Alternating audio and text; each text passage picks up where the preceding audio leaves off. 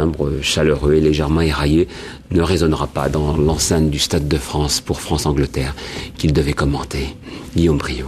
Bon dimanche à vous, merci d'être venu. Rendez-vous mercredi pour France. Il nous avait pourtant donné rendez-vous dimanche dernier. Pour une génération entière de journalistes de sport, Thierry Gilardi était devenu un modèle, une référence.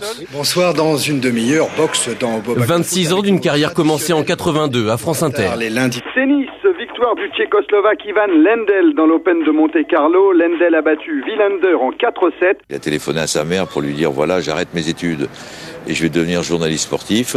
Sa mère n'a pas du tout apprécié. Elle a dit mais c'est pas un métier, journaliste sportif.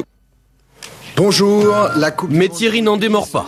En 86, les spectateurs de Canal+ découvrent son visage. Bonjour aux Pays-Bas. Il passera 18 ans sur la chaîne cryptée. Il y incarne le sport en général, le football en particulier. Dans un univers aujourd'hui assez formaté, il était, on va dire, à l'ancienne, quoi, parce que c'était vraiment un caractère, quoi. C'était parfois un fichu caractère, mais on l'aimait beaucoup parce qu'il aimait rire. Il aimait autant rire que pleurer. Il avait toujours l'émotion.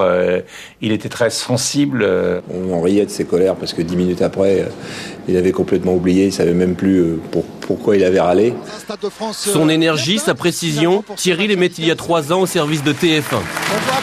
Il commente les matchs de l'équipe de France. Vous échapperez pas, Président. Présente Téléfoot, sans complaisance. C'est un véritable scandale de présenter quelque chose sous cette forme-là pour moi. Évidemment que nous ne sommes pas forcément complètement d'accord avec vous, mais c'est bien. Raymond Domenech, il est combatif, il va peut-être même jouer la Coupe du Monde. Thierry Gilardi était au-dessus des autres commentateurs, largement. Parce qu'il avait d'abord une culture générale et qu'il avait ce don formidable d'être dans le temps de l'action, du descriptif aussi bien de rugby que de football.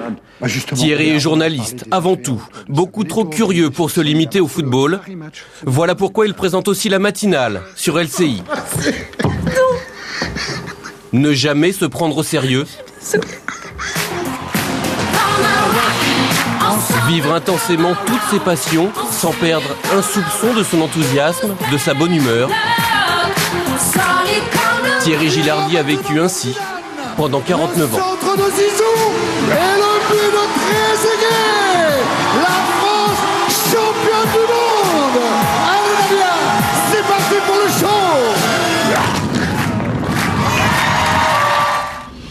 1 minute de silence.